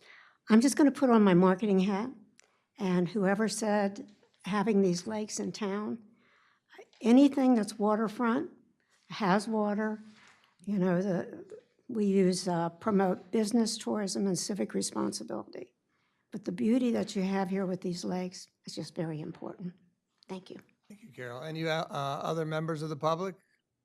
If not, Bob, if you, I'd like to point out a couple dimensions. If you go back to the original footprint of what's existing, right there, the distance, I'm using my scale rule, but I don't know if I'm starting out with the right thing, right? From my measurements, the distance, and which if you put the mouse on there, the distance between the fishing pier and the bridge, right there, I have is about 7 feet or so, okay? About right. Go back to the proposed angular footprint. 2 dimensions there, right there where you're, from the bridge to there, I have approximately 30 feet. And if you go to that dimension there, it's over 45 feet, so quite a bit of difference. So just FYI. Kate, yes, ma'am. Come up to the microphone again, if you would. 2 quick things I wanted to say. First of all, when we were talking about the gazebo way back when, one of the things that we were looking at was all those beautiful gazebo decks and piers that are on Silver Lake. We wanted to keep that consistency through, and that was where the gazebo concept came up, because we wanted to do that in Lake Garrar because it would be so beautiful and it would be consistent. Okay, I just wanted to make everyone know that that's where those designs came from. The second thing I wanted to quickly say is that we're talking about a visibility of this pier, and when it's alongside of the bridge, no one knows it's there. But the ability to have it brought out away from the bridge somewhat brings visibility and will bring larger number of people to take part in using the services. Thank you, Kate. Okay. I want to share my opinion. However, Commissioner Good, you wanted to talk about finances first. Go ahead. Thank you. Well, I think all of us appreciate the generous and, significant work that VIA has done for the city over many decades. That's not even the issue. And it's nice that this gentleman is so nostalgic for a time gone by when, instead of using, his phone or whatever, video games, he would linger on that pier. However, I've been asking the city manager, and I'm very concerned that we're following the same trajectory we did on the canal boat dock, where a nonprofit promised money and then walked away from their promissory note. So as soon as this is voted on, or when it's voted on, and I want it to be contingent on, before we go under contract for this, that this anonymous donor either put the $250,000 in escrow, or write a check to the city, which clears, and so that we are sure we have the funding. I'm not saying that there will be a problem, but in the past there have been problems. So let's sort of head that off. And I'm not, I have mixed feelings whether we should spend the pretty marginal additional amount of money to have it at that angle and be more visible, so that more people would just visually see it and use it. But I've noticed that sometimes of the day, the bridge affords a lot of shade. So in fact, it's cooler than if you were out away from, the diagonal line, that's the other proposal. So far, as everyone should know, only the city has spent money on this. That's on the design. Sounds like we've spent over $20,000 already, and that was a similar pattern with the canal boat dock. The city paid for all the design costs in advance, and so I think we have to make a decision quickly on whether we want it in the same footprint, which to me would be fine, or the diagonal. Either way, it's not a huge cost difference. I'm hearing that a lot of debris collects, but if there's 7 feet between the back of the pier and the bridge, it doesn't scare me that much. Also, this idea that we need two sides for lots of people fishing, I hope that won't guide our thinking. I've rarely seen more than 2 fishing rods on that pier. And although Ms. Conacy noted that she's never run into me at the pier, that's true. I've run into her walking other places, but she and I may go there at different times. But there's a consensus by anyone who actually walks by that pier frequently that it's not a super popular amenity. Maybe when it's more visible, it might, we might increase it a little bit.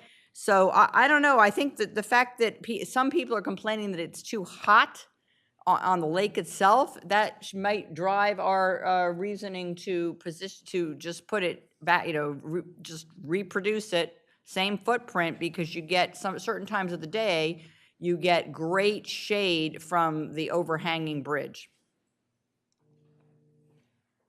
Unless I hear something phenomenally different by the next meeting, or whenever the next meeting is that we vote on this, I support. I like that angle there. I think it's nice. Keeps it farther away from the bridge, etc. As far as funding, I said earlier, but I think this is a gift horse. That if we didn't have a donor, I fully believe, despite what one or more commissioners might vote against it, I fully believe that the majority would support this being rebuilt at totally the city's cost. And so I am very supportive of the project, and I'm hopeful that next time we vote, and I'm not sure whether it's going to be at the April meeting or not, or the May meeting. But when we vote on it, that we get it done and we move forward with it. I'm fine with the finances and whatever the city manager and the VIA work out with the donor. What's the worst case is the city has to pick up some of it, and I don't think that'll happen. Commissioner Markert? I just wanted to make one small comment. I certainly applaud the VIA for their pursuit of this, and extend my thanks to the donor. I think it's a neat thing. I will just share a little boyhood history here. Growing up in Baltimore, the fishing spot was Loch Raven Reservoir, and I remember as a kid, a fellow in my neighborhood, he had a son, and he would take some of the neighborhood kids along and everything. And what I knew from fishing, I didn't know anything, but it was fun, and I think if this can, have a kid put his phone down for maybe an hour and a half or 2 hours, I think it's a plus. But I do like this configuration, and I'll let this explain why. I live in Schoolview, so I see the crowds at what we call the Turtle Bridge, which I've only seen a couple people try to catch turtles, which I don't think they really think that through. What do you do with a turtle once you catch it? But the occasion you'll see people fishing off of it. But there's a lot of activity, especially for little kids. They get to see turtles and all this other kind of stuff. So I suspect even if there's no fishing going on, there's going to be observation. And I just think if you have a new amenity like that, I think it will attract people.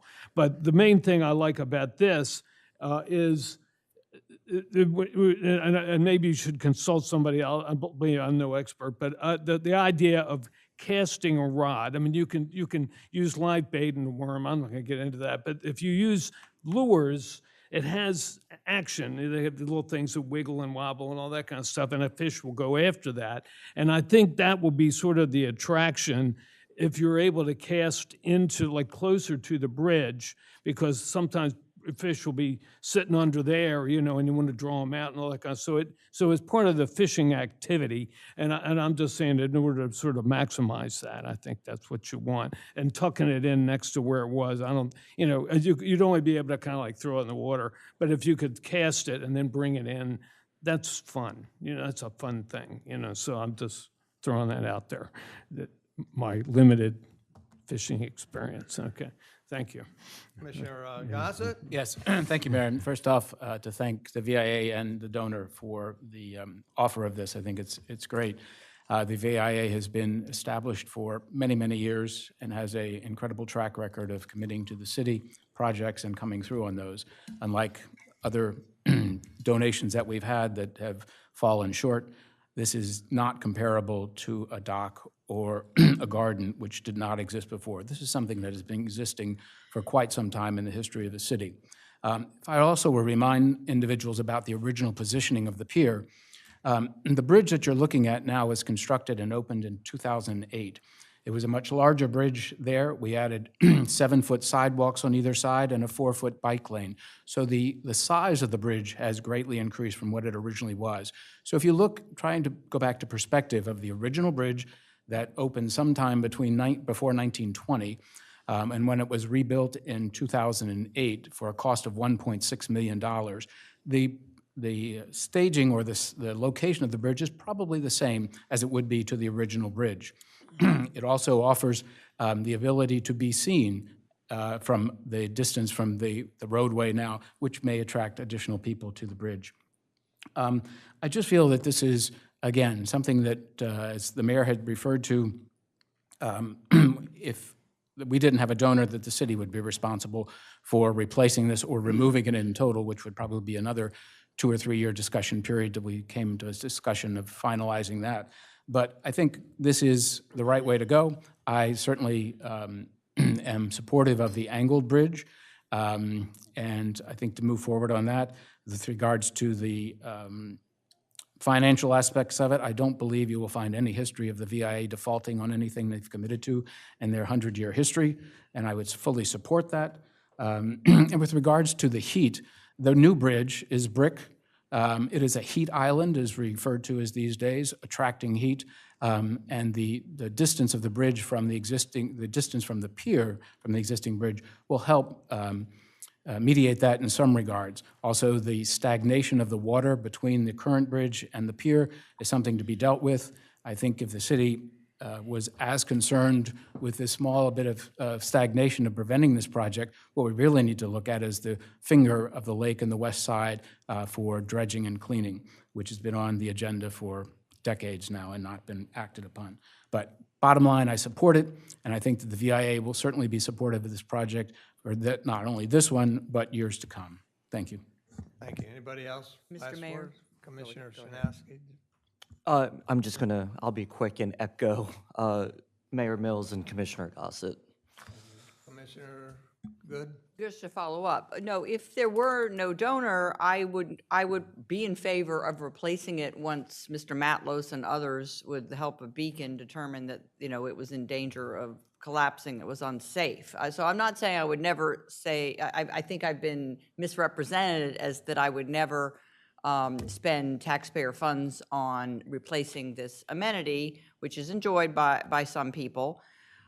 However, I don't think there's anything wrong, given the situation which transpired in 2020 with a nonprofit walking away from its obligation, that the VIA are great people, but sometimes, this anonymous donor could hit financial issues, his whole 401k could have collapsed in recent days, whatever it is. So I hope I'd get some support that the vote be contingent, that this money, $250,000, be put in escrow, or that be given to the city by check ahead of Mr. Tedder signing a contract with Beacon to reconstruct or to install a new children's fishing pier. Why are we so, afraid of protecting the city from a cost? Like, if it goes ahead and let's say something does happen with the donor, so the city has then contracted for something that they might not have otherwise chosen to do until 2028. So you're putting yourself in a vulnerable position, and I hope some people will choose to be a little more conservative in contracting for something until the $250,000 escrow, however the donor wants to do it, would be fine by me. Thank you. Any last words, Commissioner Gossett? Mayor, just to, I think that those financial aspects should be worked out. Certainly, we have had challenges in the past for issues that we all are aware of. But again, as someone that has been committed to this project and been sitting on the sidelines for 4 years, I don't think they're going to walk away at this point. Thank you. Thank you. With that, thank you, Rosemary and Kate, for coming here. Rick, also appreciate you speaking up. With that, we're going to move on to the next item of old business, which is the discussion seeking to resolve Seawitch parking problem. And that problem identified is cars parking on Rehoboth Avenue continuously, including overnight for days prior to the parade. Yeah, Evan, who's leading the conversation? Thank you, Mayor. Good morning, Mayor and Commissioners, members of the public. At one of our last meetings, when we started to talk about parking as it relates to Seawitch, the Commissioners requested that you all hear from the Police Department about some of the, maybe some of the challenges with the event, but also in particular parking around the event. So with us today is Chief Banks and Captain Jamie Riddle to answer any questions you might have, and then we do have a proposed solution for the event this year that we'd like to run by you. So with that, I'll turn it over to Captain Riddle. And I may step on your toes, but I want to reiterate my perspective of it. We've got the Seawitch Parade, which is always on a Saturday. We've got at a certain point prior to the parade, there are barriers set up. So the road has to be closed for the barriers to set up. The barriers are typically from the boardwalk area generally to 3rd Street or 4th Street, I guess. They are on the median, but also on the outside. There are cars that park starting Monday before the Saturday parade in the median or in the side parking spaces so that they are effectively reserving their seats, if you will, for the parade. So again, there's got to be some connection there between when they're allowed to start, when if they're allowed to move in and out without interfering with the barricade folks. And then, of course, also when they're there and the barricades are there, I think I have a program where they are not allowed to move out. And of course, one of the things at the last parking meeting that we had with the Downtown Advisory Committee was that the businesses, my take on it was the businesses were upset that their patrons were being kept from being able to park, and not necessarily in front of their store, but in front of their store or up and down the street. So I may have stepped on your toes, but I wanted to go over that. Morning, Mr. Mayor, Commissioners, City Manager. Real quick, if I could just, before I begin, I'd like to thank Carol. I've been doing the special events for the city from the public safety perspective for over a decade now, and there's nobody that's a better partner for our events than Carol has been. Anything safety-wise that comes up, she's always willing to work with us, and obviously expense is never really a part of that conversation, so she's been a great partner. Good. So the issue, as you sort of addressed, is over that decade, what we've seen is because of the popularity of the parade and going back quite a few years, we took away parking out of the median so that people had a place to sit and spectate. So if we go back a few years, we had parking on both sides of the parade. The presence of the vehicles took up a lot of space. We didn't have a lot of spectator seating, so we took out vehicles in the median overnight on Friday, and that allowed for more space for people to sit, and then we still had vehicles on the outside. With that, the parking became popular, and now we have people parking, like you said, as early as Monday, which presents a whole bunch of challenges. From the business and public perspective, if people are parked there all week long, it makes it difficult for people to come to the businesses, and it makes it difficult for the businesses to have customers come. So there's one challenge from that perspective. From our perspective, we have a lot of restricted parking along that parade route that we try to set out signs so people don't park there for the parade, so we can have that space for whatever it's needed for. And we're having to set out signs earlier and earlier and earlier. And then we have to manage those signs because they get moved, weather damages them, it just becomes a challenge. So it has been that challenge.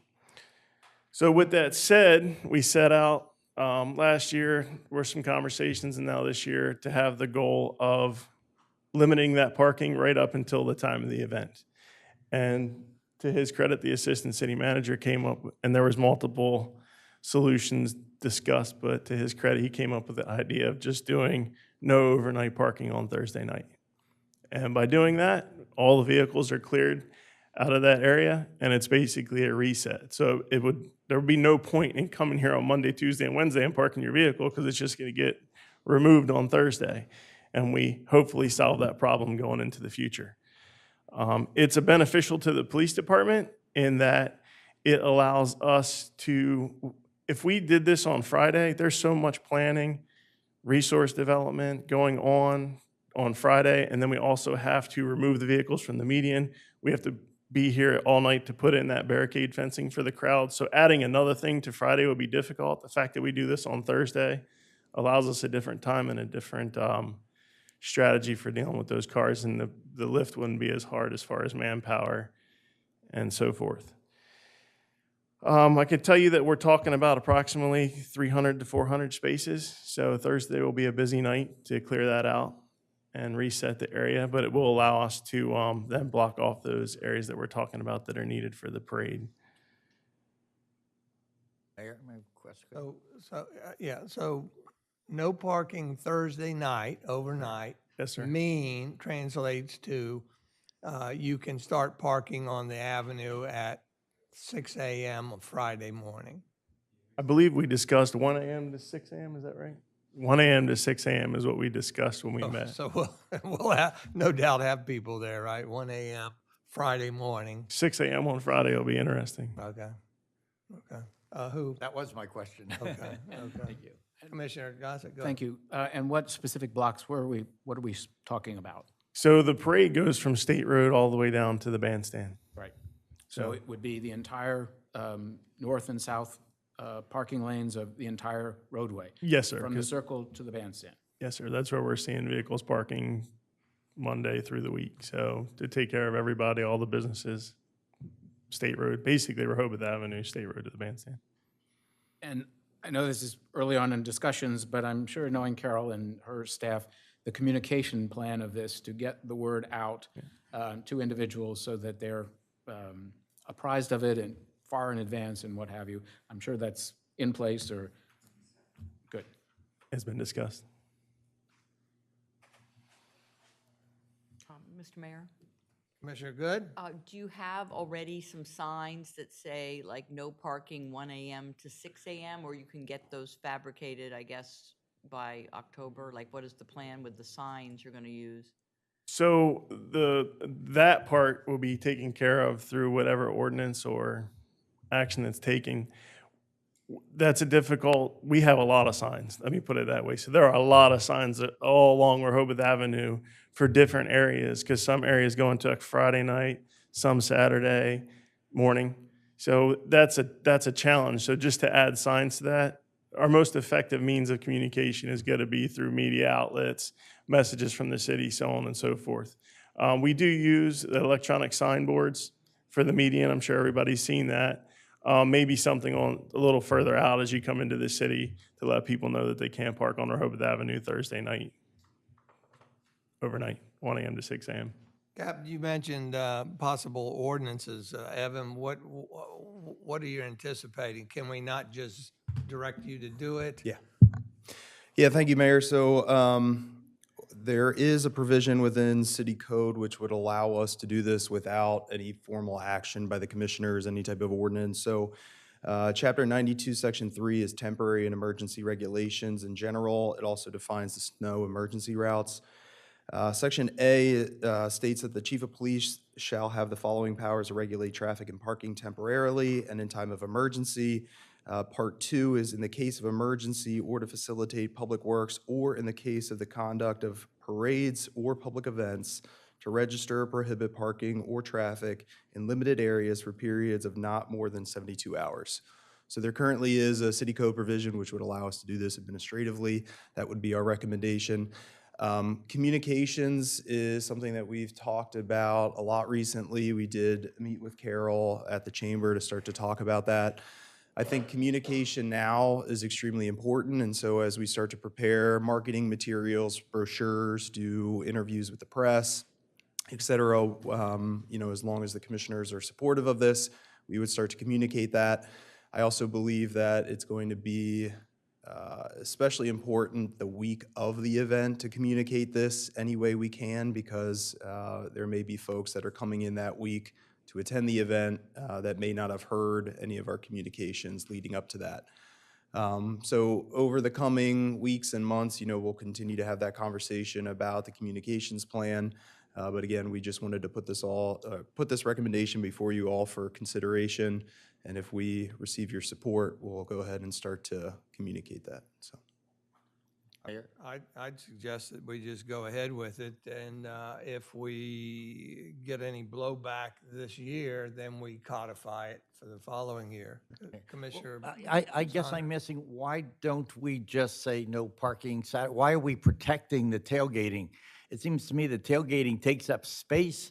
We have the possibilities of some sort of a problem with a device or something in the truck. It seems just to eliminate the Saturday tailgating would be simple.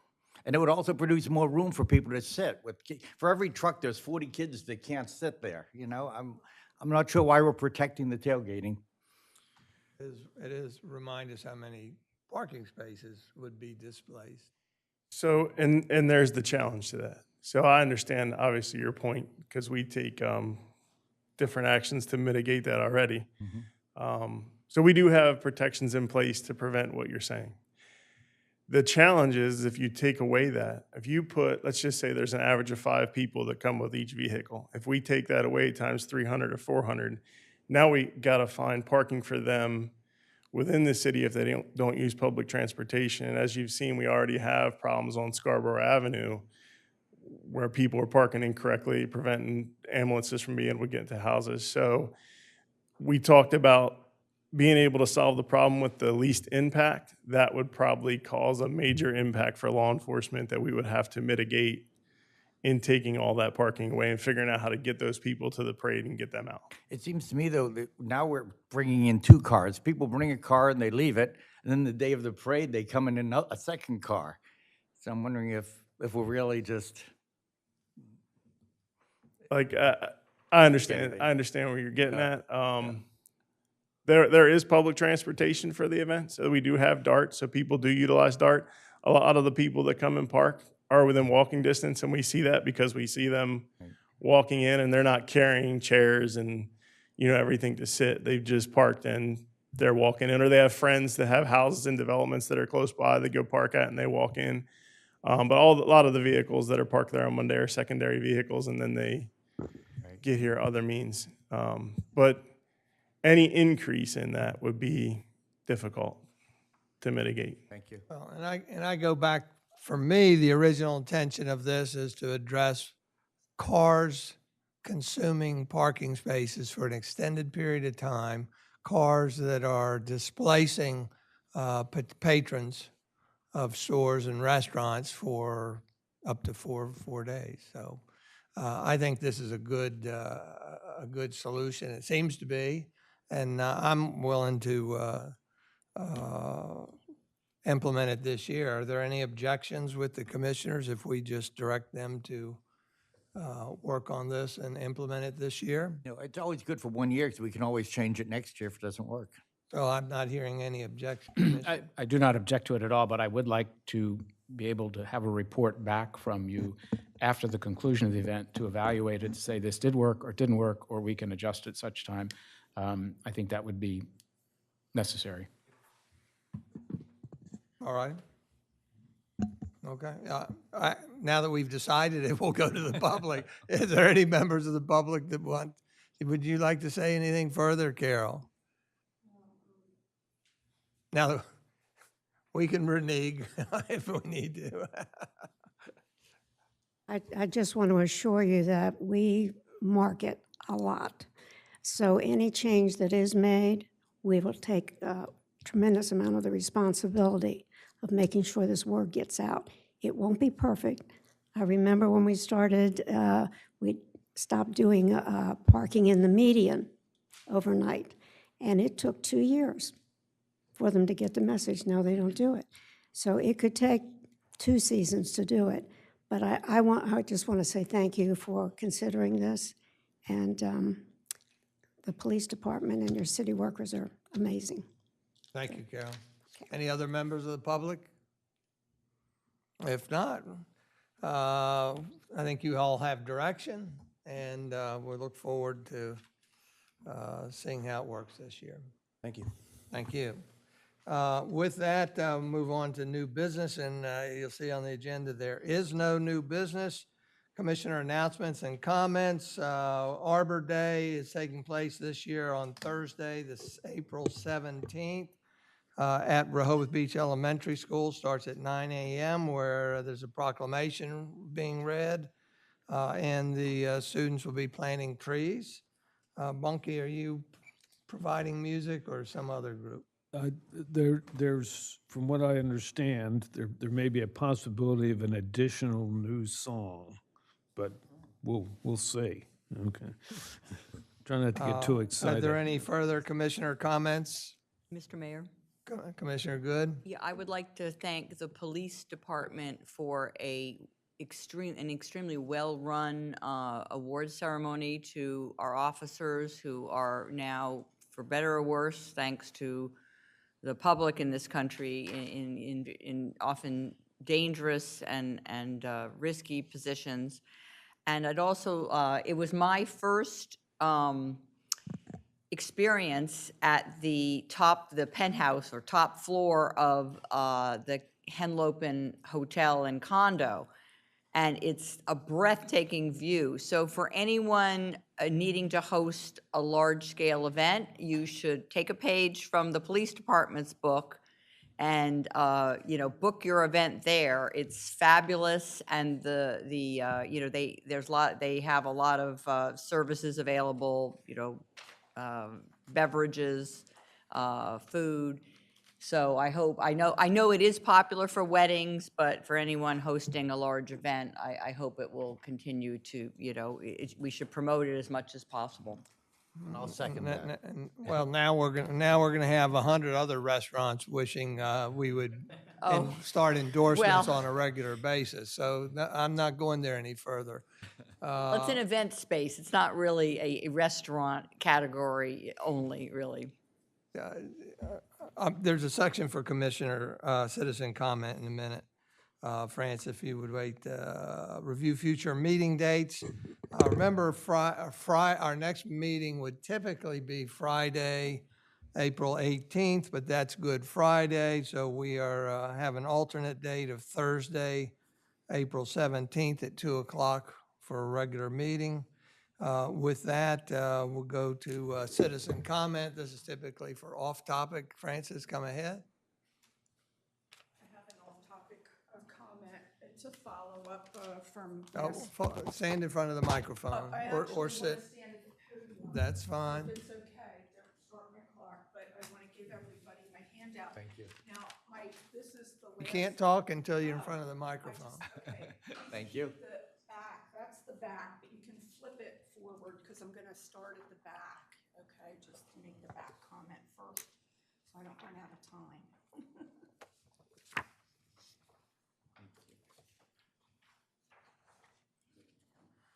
Oh, no, I'm good.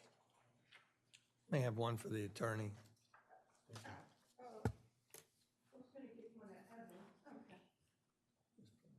Thank you.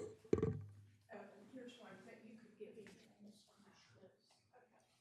So I will be really quick. I spent a whole month working on a 3-minute talk, which is really hard. I would love to have the time the ladies from the village EIA, but I have to make my thing really quick. And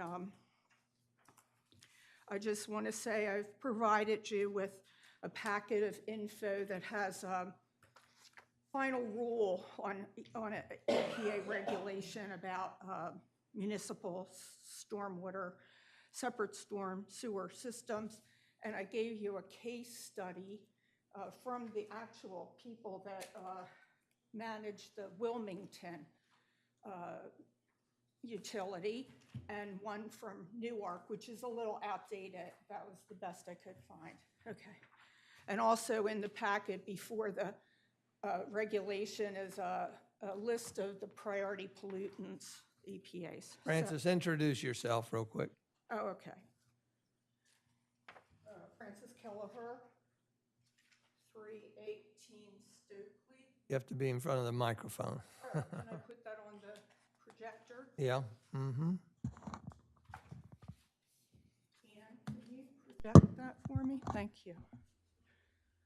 So this is just a preamble, and gosh, it's just to say that so you know what I'm talking about. NPDES permit stands for that, okay? And which MS4s? MS4 is defined there, so you know what I'm talking about. And the EPA definitions of large is populations over 250,000, et cetera, okay? History, I wish I could show you a lot about history, but I just want to bring up the recent history. In the early 2020s, there was a concern about the EPA changing the scope of the regulations that pertain to the small MS4s. And I want to highlight that ECOM's feasibility study was issued or dated March 2023, and it was presented here in April 2023. So then what happened, though, in July 2023, after the ACOM feasibility study, was the EPA issued this final rule. And what's highlighted in yellow there is basically saying that what I've written here, that the EPA is addressing the Census Bureau changes and clarifying for permitting authorities, as well as the public, that the scope of which small MS4s are regulated will not change, okay? So I just want to show you real quick a little bit of info. It's just fun facts about Wilmington stormwater utility. You got to think it in terms of the context of an urban industrial city, Wilmington, the chemical capital of the world. They have a big problem. Can I try to finish real quick? Yeah, Big problem because they have a combined sewer system, but I won't be able to, you can read about all this later. And you know, they've been covered since 1948 with permits. I mean, the EPA target industrial centers long even before the Clean Water Act of 1972. And just to say their utility is targeted to raise $8 million, and I fully supported their #1 success factor, which was to lower costs to residential customers. That's a good thing. Okay, Newark, really quick. It's the second largest, if you will, industrial center of Delaware. The University of Delaware is bigger than the town of Rehoboth Beach, and it sits right in the heart of Newark. And they're exempt from taxation. So Newark was really keenly interested in a utility because it allows them to charge a fee to the university to recoup costs. They use the exact same company and method as Wilmington, and they set up their target to generate that $1,700,000. So while I was looking at that, I wanted to kind of compare. If you look at Wilmington's target, Newark's target, and this information is taken right from ACOM's feasibility study report dated 4/19/20, or it was presented here on 4/19/2023. It's really dated in March of 2023.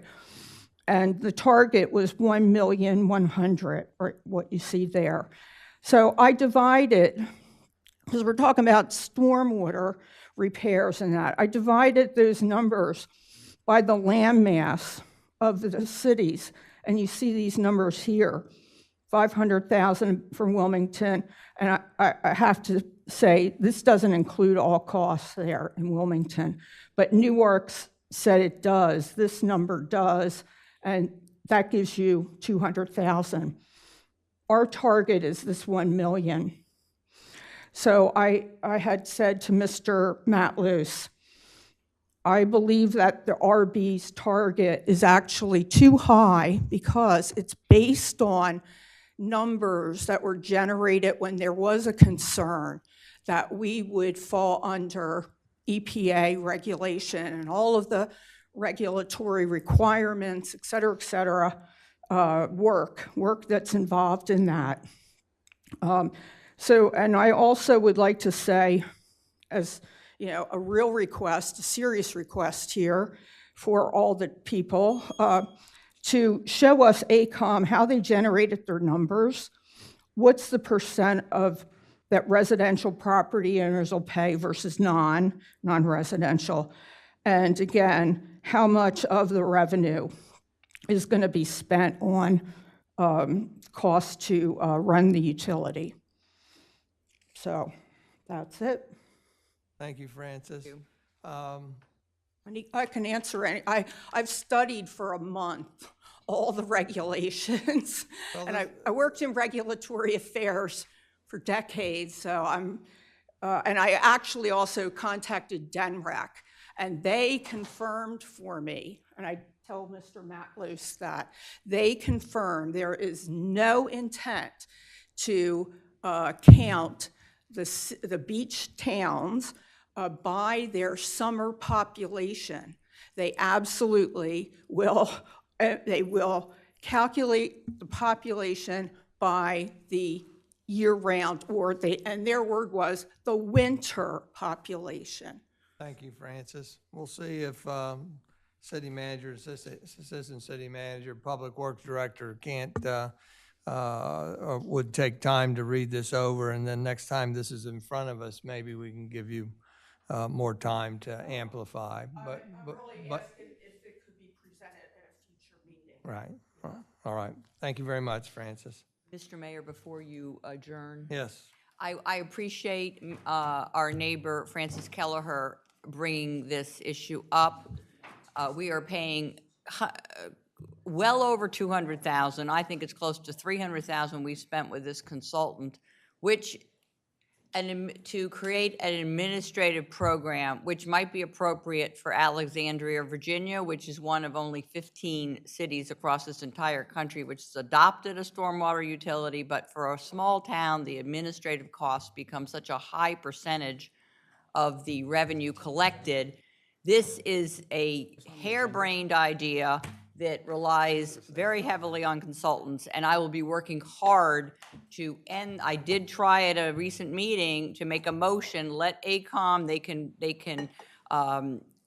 Mayor, I don't believe this is an agenda item to be discussed. I do not want, with all due respect, Commissioner Gossett, I did attempt, there is money for AECOM that they haven't yet spent for the previous fiscal year. I was trying to get this train wreck to stop. A second issue I would like to bring up is that if I would like, going forward, I think it's too late for this year, I don't know why a demolition permit was granted for Monday, April 21st, which is the beginning of the public school system, most of the public school system's spring break. So I think we're not managing. I'm sorry, but I'm going to cut you off. Hopefully we'll do better in the spring of There's 2026. no further business. I adjourn this meeting. No, Walter, you don't have anything to say? Young lady, you have anything you want to say? All righty, I'll adjourn this meeting at 11:09 a.m. I want to remind everybody we're going to have a 10-minute recess. to reset the cameras, and then we start our second special